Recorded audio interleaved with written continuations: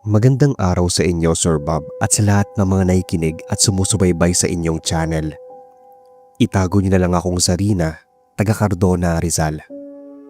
Simula nang maranasan namin na makakita noon ng sinasabing isang uri ng aswang, ay nakahiligan ko na ang manood at makinig ng mga katatakutan. Pero wala pa akong napainggan ng katulad sa nakita namin ng gabing yon sa biyahe. Magsesemana Santa noon at pinagplanuhan na ni na Papa ang pagpunta sa Zambales. Halos taon-taon kasi kaming nagpupunta sa Zambales at nahinto lang nung mag-pandemic. Pandemic ko din unang narinig ang mga kwento nyo. Sabi nila, kapag Semana Santa ay patay ang Diyos at marami ang nangyayaring kababalaghan. Marami ding lumalabas na mga elemento at nilalang ng dilim. Kaya pinag-iingat talaga kami noon kapag magmamahal na araw na. Medyo hapon na kami nakaalis dahil sa may hinintay pa kaming kamag-anak na sasama. Sakay ng isang van noon ay lumarga na kami papuntang Zambales. Mag-aalas 6 nang dumaan kami noon ng Pampanga. Huwebes Santo na yon at may nakikita na kaming mangilan-ngilan na naka-costume ng pangsinakulo. Dala namin yung dalawang aso at panay-tahol nila nang madaanan namin ang mga taong yon. Nang padaan na kami sa baryong wala gaanong kabahayan ay nagdahan-dahan na ng patakbo ng sasakyan si Papa. Nasa 8 kaming sakay ng van noon. Ako, si Mama, si Papa, Kuya, yung bunso namin at yung mag-anak ng tiyo namin. Iisa pa lang yung anak noon ng kapatid ng bunso ni Papa. Katabi sa unahan ni tiyo si Papa. Narinig namin na pareho silang napasinghap at biglang napapreno si Papa. Nang tanungin namin kung anong nangyari ay hindi agad sila nakasagot. Pumusina ng ilang beses si Papa. Nagsipaglapitan na rin sa unahan noon para tingnan kung ano yung binubusinahan niya. Hindi masyadong malinaw pero may nakita akong figura ng lalaki na nakatayo sa may dinadaanan namin. At kahit anong busina ni Papa ay hindi ito maalis. Ang sabi nila ay matangkad daw yon na may kapayatan. Ang pinagtataka nila ay hindi ito humaharap sa amin. Nakatalikod lang daw ito. Napansin ni Tiyo na mahaba ang liig ng tao. Muli pa yung binusinahan ni Papa. Nilabas na rin niya yung ulo sa bintana at sinabihan niyang tumabi pero hindi pa rin ito natitinag. Medyo naiinis na rin kami noon dahil nga gabi na at medyo malayo pa kami sa Zambales. Alam kong pagod na rin sina Papa. Ganoon na lang yung kilabot na naramdaman nila nang makita nilang unti-unting umiikot paharap ang ulo nung sinasabing lalaki. Di hindi daw gumalaw ang katawan noon at humarap lang sa kanila yung nakakakilabot na mukha noon. Iisa lang daw yung mata at pulang-pula. Nakita raw nilang unti-unting lumalabas ang mahaba nitong kuko. Sobrang lalim ng humpak ng pisngi na para na itong bungo. Napaatras ng kaunti si Papa. Sunod-sunod na siyang bumusina. Pinaandar na rin niya ang sasakyan at balak na niyang banggain yun kung hindi pa ito aalis. Pero nang paandarin na ni Papa ang van ay bigla ring nawala sa daanan namin yung nilalang na yon. Paulit-ulit na napamura sina Tito at Papa. Ano daw yung nakita nila na parang halimaw? Napansin namin na hindi na steady ang takbo ng sasakyan. Nanginginig na pala noon ang mga kamay ni Papa, lalo at madilim pa ang dinadaanan namin. Malapit na yata kami sa Bataan. Maya-maya ay nagsalita si Papa na may naasunod daw sa van namin. Ang bilis daw tumakbo ng nilalang na parang kalansay sa kapayatan. Panay din ang tingin namin sa likuran pero nawawala-wala yon. Nakahinga kami ng maluwag nang maarating kami sa bungad ng Olongapo at madaanan na namin ang ulo ng apo. Kumain kami muna noon sa bayan ng Olongapo bago ulit bumiyahe papuntang Masinloc. Ilang oras din ang papunta doon at alas 9 na nga kami bumiyahe ulit. Tad-tad na kami noon sa biyahe at inaantok pa. Nang nasa iba na kami, biglang namatay ang makina. Kaya bumaba sina Papa at Tiyo para ayusin yon. Nakaramdam daw sila noon ng parang may kalusko sa damuhan at sanga ng punong kahoy. Kakaiba rin yung lamig ng hangin nakakakilabot sa balat. Pakiramdam daw nila ay may umaaligid sa amin. Ramdam yun ni Tio na may iba pa kaming kasama, kaya inilawan niya ng flashlight ang paligid. Mabilis siyang hinila papasok ng sasakyan si Papa. Hindi na siya nakaangal. Mabilis silang nilak yung mga pinto at mga bintana. Maya-maya ay parang may buwangga sa likod ng van. Pinilit pa andarin ni Papa yung sasakyan hanggang sa umandar naman yon. Habang tumatakbo ang van ay nagkukwento si Tito. Nang igala raw niya ng flashlight ay may nakita siyang itim na figura na tumakbo papuntang likuran ng isang puno. Kitang-kita niya na namumula ang mga mata nun, kaya agad niyang hinila si Papa dahil baka daw bigla silang atakihin ng kung ano man yon. Pasado 11:00 na kami nakarating ng bahay ng mga lolo't lola ko sa side ni Papa. Nag-alala na rin sila dahil medyo natagalan kami. Napag-usapan pa nila yung tungkol sa nilalang na nakita namin.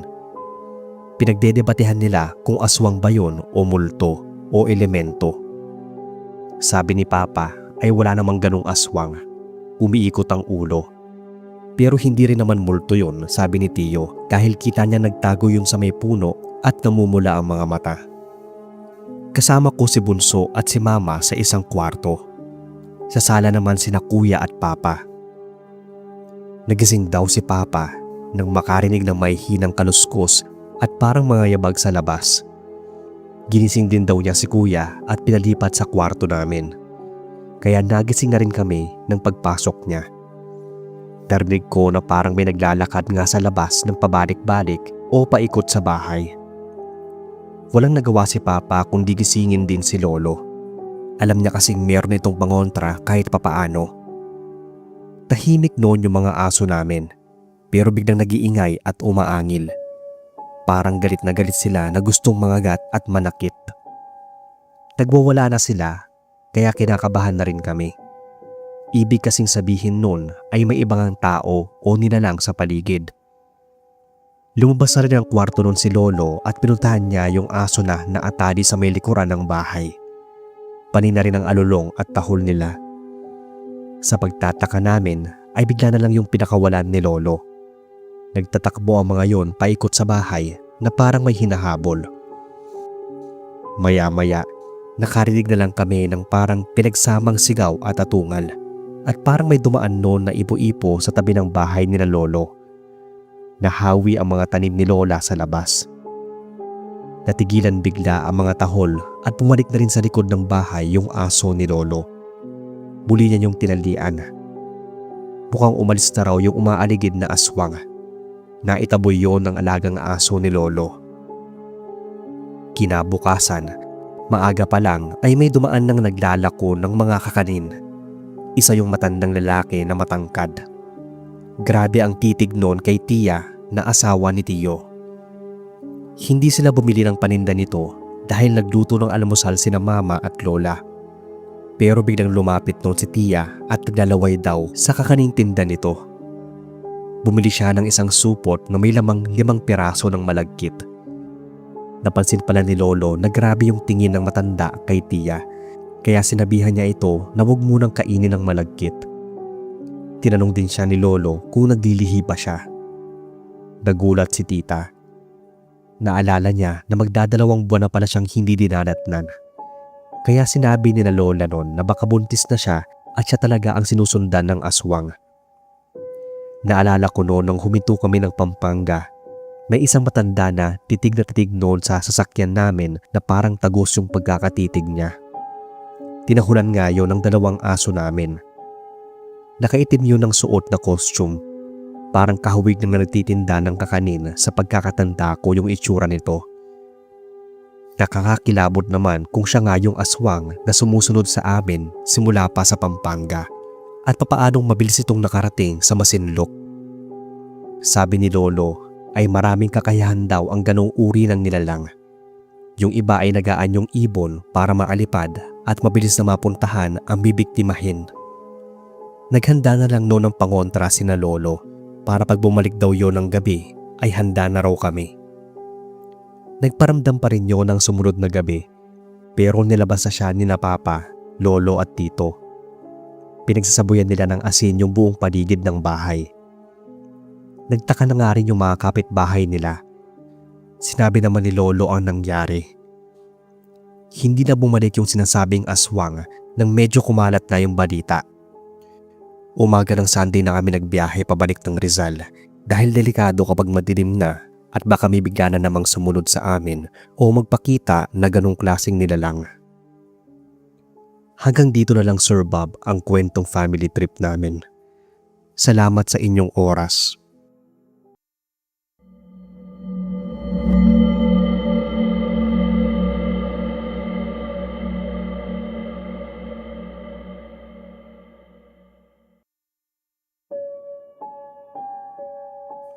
Magandang gabi sa inyo, sir, at sa lahat ng mga listeners. Tawagin na lang akong Bless, taga Siquijor. Pero hindi po ako aswang tulad ng iniisip ng iba na apag taga Siquijor, kung hindi aswang mangkukulam. Isa po akong ordinaryong tao na mahilig lang din makinig ng mga kwentong katatakutan. Biro lang naman po yung sinabi ko kanina. Gusto ko rin ibahagi itong karanasan ko noong nasa high school pa lang. Nasa third year high school ako nung mangyari to, taong 2014. Namatay noon yung lolo ko, tati ng mama ko dito din sa Siquijor. Halos magtatatlong linggo din siyang ibinurol noon na masyado nang matagal. Andun din halos yung mga kamag-anak namin at mga kaibigan ni lolo. Nung binuburol pa lang si lolo noon ay may iba na kaming nararamdaman sa paligid. Hindi namin matukoy kung sino sa mga bisita ang may kakaibang amoy na yon. Madalas pang mag-brown out, kaya pinapabantayan sa aming maigi yung kabaong ni lolo. Sa dami ng bisita at hindi namin kilala yung iba, baka may nakahalo na doon na mangadok. Ito yung sinasabi nilang aswang na kumakain ng katawan ng patay at kaya nitong maging invisible. Noon lang din ako nakarinig na may ganun palang aswang. Kaya todo bantay kami ng mga pinsan ko lalo na kapag brown out. Sabi ng isang tiyahin ko noon ay may isang matandang babae na panay ang tingin sa kabaong ni lolo. Hindi raw nila kilala yon. Pero bigla din yung nawala nang tabihan nyo ng isa naming tiyahin. Tinanong kasi niya kung taga saan yon at kung saan niya nakilala si lolo. Nung huling gabi na ay andun ulit yun pero saglit lang naman namin itong nakita. Hindi rin ito kumain. Nang ililibing na si lolo, ay medyo nahirapan ang mga tiyuhin namin at si papa sa pagbubuhat ng kabaong niya. Dito kasi sa amin noon ay mano-mano pa at kaanak ang nagbubuhat ng kabaong. Di tulad ngayon na mga tauhan na ng punerarya ang nagbubuhat.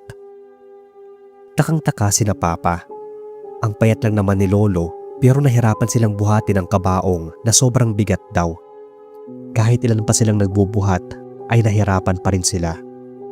Parang may naadagan daw na mabigat na bagay sa loob ng kabaong ni lolo. Pero nairaos din ang libing. Pinabantayan niyo ni na papa sa sepulturero. Hanggat hindi raw natutuyo ang semento ng lapida ay huwag iiwan ang puntod. Sumunod na araw ay nagkaroon kami ng family outing. Kasama pa namin noon si lola na asawa ni lolo naming namatay. Ayaw sana niyang sumama dahil may sakit din siya. Pero gustong sumama na mga tiyahin ko at walang may iwan sa bahay. Kaya napilitan na ring sumama si lola noon. Nag-arkil na kami ng jeep at nagpa-reserve ng malaking cottage sa isang resort. Mahina na si lola noon at masalo siya ng hina nang mawala si lolo.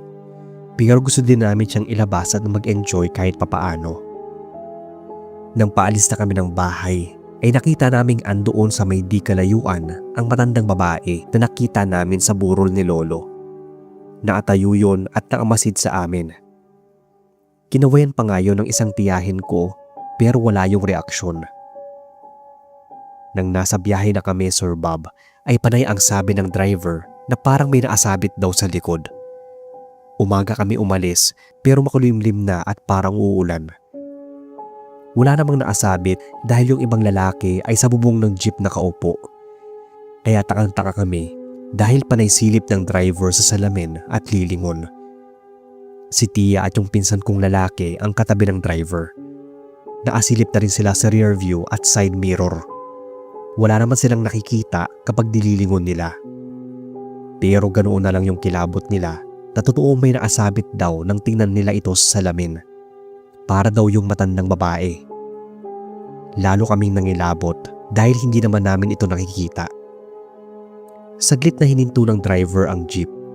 Sumilip pa siya noon sa ilalim. Bigla na lang siyang napaatras dahil may pusang itim sa ilalim ng jeep. Mabilis siyang sumakay at pinaandar yon. Nanginginig pa raw yung mga kamay ng driver at panisabi nito na may nakasunod sa aming aswang. Panay pa rin yung tingin niya sa salamin. Napabuga ito ng hangin. Wala na raw yung nakasabit. Naging tuloy-tuloy na ang biyahe namin noon. Naarating kami ng resort na walang aberya. Pinagpahinga lang namin si Lola sa isang kwarto. Naghanda na rin kami ng mga kain. Kasama nun ni Lola yung isa kong pinsang babae na bata sa akin ng 2 taon. Nagbanyo lang daw siya saglit.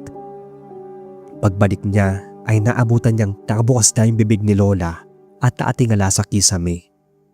Hindi raw ito kumukurap. Nang lapitan niya ay napansin niyang putlang-putla na yung mukha ni Lola. Nanginginig daw siyang lumapit dito. Nang kapain niya yung pulso ni Lola at ilapit ang daliri sa may ilong nito, doon na namin siya narinig na nagsisigaw. Mabilis kami pumasok sa kwarto ni Lola at ganoon na lang yung pangingilabot namin nang makitang halos mapugtuan na ng hininga yung pinsan ko kakaiyak. Kinuwento niya yung nangyari. Wala man lang daw siyang narinig noon kay Lola. Hindi rin kami maapaniwala. Nagpunta kami sa resort na yon para sana makalimot at paapag-relax. Pero isang malungkot na pangyayari ang sumalubong sa amin. Sobrang nakakapagtaka noon na bigla na lang binawian ng buhay si Lola. Samantalang maayos pa naman siya nang pumasok ng kwarto. Wala ring punerarya na pumunta doon nung araw na yon. Kinabukasan pa. Kaya andoon lang sa kwarto si Lola. Nang gabing yon ay andun kami magpipinsan sa kwarto ni Lola dahil pinabantayan sa amin yung katawan niya. Sina Mama naman ay naghahanda ng hapunan. Habang abala sina Papa at yung ibang kalalakihan sa iihawing mga ulam, nagulat na lang kami noon nang biglang nagsipag-alulungan yung mga aso sa di kalayuan. Alam niyo yung alulong na katulad sa mga horror movies na parang may nakita silang nakakatakot. Mag-asawang katiwala lang noon ang naiwan sa resort at sila ang lumabas para tingnan kung ano daw yung inaalulungan ng mga aso. Natakot kami kasi nga sunod-sunod yung alulungan. Sabi ng mga kalalakihan noon na nasa labas ng nirentahan naming cottage house ay may narinig silang kakaibang huni. Parang pinagsamang huni ng ibon at butiki. Malakas daw yun nung una pero nung tumagal ay pahina ng pahina. Kaya inakala nilang ibon yon na papalayo na. Pero ganoon na lang yung gulat namin na may marinig kami kaluskos sa labas ng bintana ng kwarto ni Lola. Nang sumilip doon yung isa naming pinsang babae ay bigla itong natigilan. Dahan-dahan itong umaatras. Tinanong namin kung ano yung nakita niya pero hindi agad siya sumagot. Parang pigil pa nga yung hininga niya nun. Nang bigla na lang niyang naibulalas ng mahina ang salitang aswang. Kaya natakot na kami noon nang makitang nanginginig at halos hindi siya makapagsalita. Mabilis kami nagsipaglabasan sa kwarto ni Lola. Sinabi naming may nakita ngang aswang itong pinsan namin.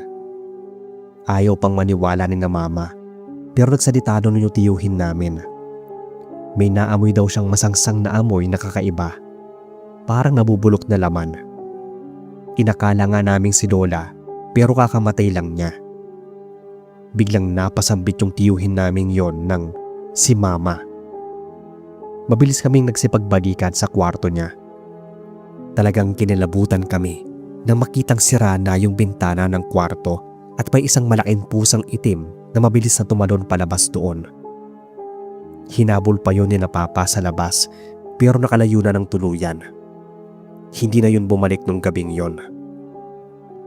Kinabukasan, kinuha na ng mga taga-punerarya si Lola. Takang-taka pa si na Papa dahil na binubuhat siya sa kumot, sa payat niyang yon ay parang naging times 3 o times 4 yung bigat ni Lola. Parang ganoon na lang daw yung gulat na nag-iembalsamo sa kanya nang walang makuhang dugo sa katawan niya. Bigla ring humimpis yung katawan ni Lola. Nanuyot lang ang balat nito at nagsiliitan ang mga laman loob niya. Hindi namin alam kung anong nangyari kay Lola sa resort na yon. Pero ininsist ng pinsan kong nakakita ng aswang na yon na inaswang si Lola. Kaya nga nang ililibing si Lola ay sinisigurado nilang maayos ang pagkakatakip sa kanyang puntod. Ito lang ang kwento ng pamilya ko, Sir Bob. Sana ay mabasa nyo at mainarate sa channel.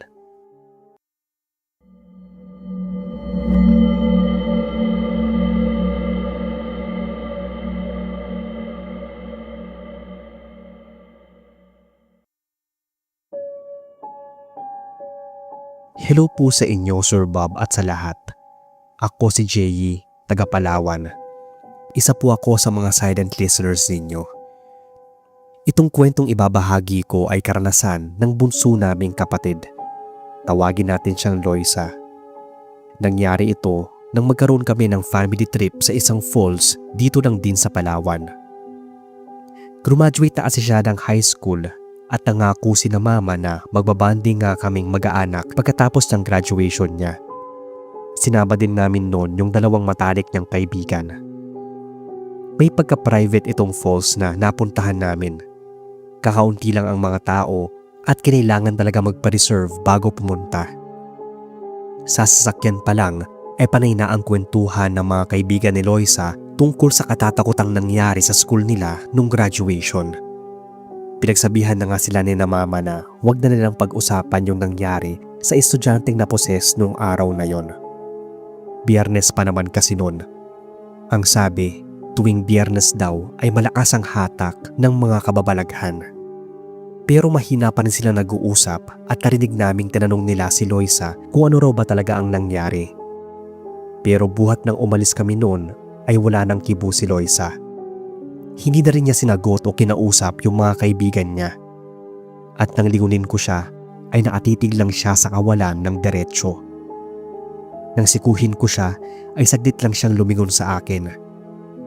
Ang pinagtataka ko ay kung bakit siya tinatanong ng mga kaibigan niya tungkol doon sa naposes. Saka lang namin nalaman na kasama pala siya sa mga nakasaksi ng mga estudyanteng unang naposes sa school nila bago pa yung graduation. Tahimik si Loisa pero masiyahin. Kaso ay dumoble pa yung pagiging tahimik niya at hindi namin alam kung bakit dahil bihira na lang siyang magkwento sa amin. Kung hindi nga namin natanong ang mga kaibigan niya ay hindi namin malalaman na naka-witness pala siya ng naposes. Dagdag pa nga ng mga kaibigan niya ay nahilo pa raw siya nun. Iisang estudyante lang pala ang naposes nung araw na yon at nung graduation. Hanggang sa makarating kami sa naturang falls ay hindi na nagsalita pa si Loisa kahit na kinukulit siya ng dalawang kaibigan. Pinagalitan na nga siya noon ni na mama dahil parang sinusuwitan na nito ang mga kaibigan niya. Habang nag-aayos kami ng mga pagkain ay biglang nawala si Loisa. Hinanap namin siya. Magubat ang kinaroroonan ng falls kaya marami talaga naglalakihang mga puno. Nakita na lang daw siya ni mama noon na nakaharap sa isang malaking puno na para bang may kinakausap. Tinawag daw niya ito pero hindi daw siya nito nilingon. Pero ganoon na lang daw ang pagtayuan ng balahibo ni mama sa batok nang bariliyang dinatawag siya ni Loisa mula sa likuran. Napalingon siya dito at muling napatingin doon sa may puno. Wala na raw yung nakita niyang Loisa. Ang akala niya ay namamalikmata lang siya. Pero may napapansin na raw siyang kakaiba sa kinikilos ni Loisa. Kahit kami noon ay napansin namin na bigla siyang natahimik talaga. Habang kumakain kami ay bigla siyang napatigil sa pagsubo. Paulit-ulit niyang sinasaksak sa lamesa yung hawak niyang tinidor. Wala siyang emosyon noon at nakatitig lang ng matalim sa kawalan. Pinatigil namin siya sa pagsaksak sa mesa pero bigla na lang siyang nagwala. Kahit sina Papa ay hindi siya kayang pigilan dahil napakalakas daw niya. Kaya pinagtulungan namin siyang talian noon at sinakay sa sasakyan. Nagpasya na sina mama na umuwi na kami dahil may kakaiba nang nangyayari sa kapatid ko. Pinadiretso ni mama sa isang albularyo yung kapatid ko. Ganun-ganun daw kasi yung sintomas ng estudyanteng sinapian nung graduation. Bigla na lang yung nagwawala at nagsasalita ng kung ano-ano.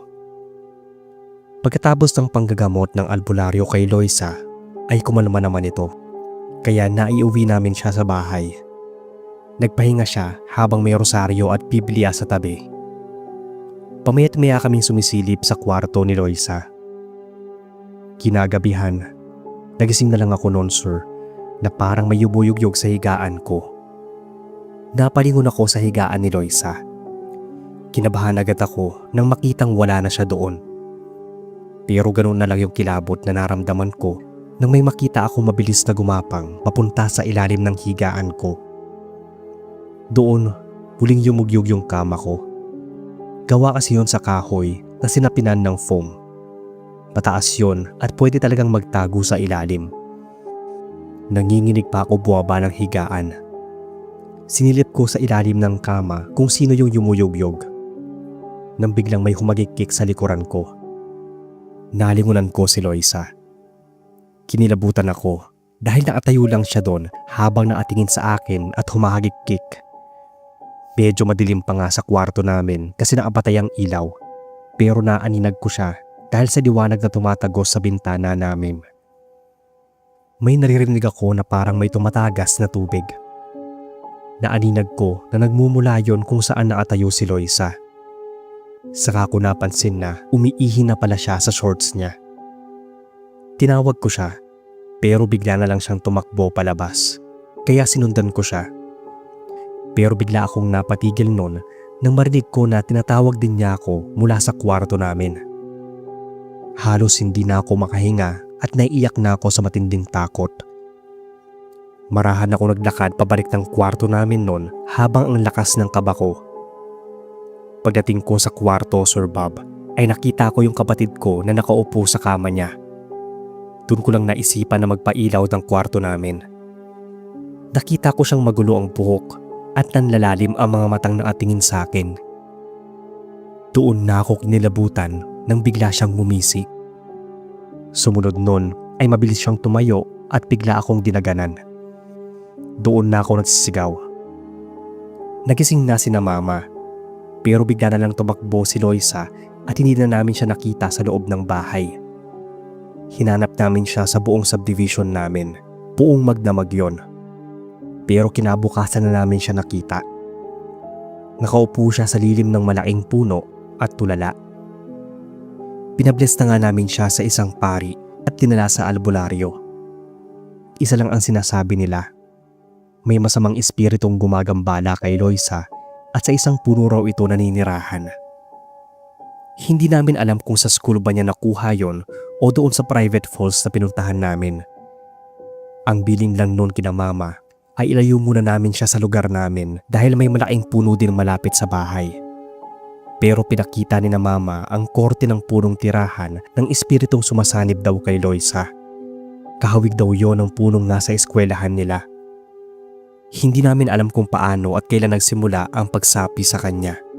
Pero noong family outing namin ay may kakaiba na talaga sa kanya noon. Masiyahin kasi si Loisa. Pero that time, sobrang tahimik niya at halos hindi siya nakikipag-usap sa amin. Ilang beses pa siyang inatake ng sapi noon nang pinasya ni mama na dalhin muna siya sa lugar ni Papa sa Mindoro. Doon ay muli siyang pinagamot sa magaling na albularyo. Hindi naman daw masamang espiritu ang sumanib sa kanya. Isang engkanto raw. Kaya tumagal ang gamutan sa kanya dahil sa iba't ibang sinasabi nilang sumasapi sa kanya. Pinag-aagawan daw ang katawan niya kaya pa iba-iba yung sumasapi sa kanya. Inabot din talaga ng taon bago siya totally nagamot ng isang magaling na pari na isa ring exorcist. Simula nang gumaling siya ay hindi na kami bumalik sa falls na yon. Pinalipat na rin namin siya ng eskwelahan. Doon daw kasi nakatira yung engkantong sumapi sa kanya. Pinalipat na rin namin siya ng school para masigurado. Mahirap ipaliwanag kung paano nangyari. Pero sobrang vulnerable daw ng katawan at spirito ni Loisa at nasa verge na daw siya ng possession, kaya mabilis siyang nasasaniban. Ang isang pinaka nakakakilabot na karanasan ko sa kanya ay nung magising ako ng madaling araw. Nagbabanyo kasi ako noon sa may kusina namin, kaya lumabas ako ng kwarto. Bago ako lumabas ay nakita ko pa siyang nakahiga sa kama niya. Pero ganoon na lang yung gulat at takot ko nang makita ko siyang nakatayo na sa may kusina namin. Iniisip ko kung paano nangyari yun. Pero nang pailawan ko ay bigla siyang nawala doon. Alam nyo ba na hindi na ako nakaihi dahil sa sobrang kilabot? Doon na ako dumiretso sa kwarto ni na mama. Ginising ko sila noon at pareho naming nakita si Loisa na tinatakpan niya ang tenga at inuuntog ang ulo sa dingding. Inawat pa nga siya ni Papa pero tinulak siya ni Loisa, kaya pinagtulungan namin siyang igapos noon. Nang mahimasmasan siya ay doon na pinasya ni na mama na iuwi siya ng Mindoro at ipagamot. Ilang taon na rin po nangyari at tulad nga ng sabi ko ay magaling na ngayon si Loisa. Wala siyang matandaan sa lahat ng mga nangyari noon sa kanya o sa mga ginawa niya nung may sumasapi pa sa kanya. Maraming salamat sir sa inyong oras sa pagbabasa ng aking kwento. God bless po sa inyo.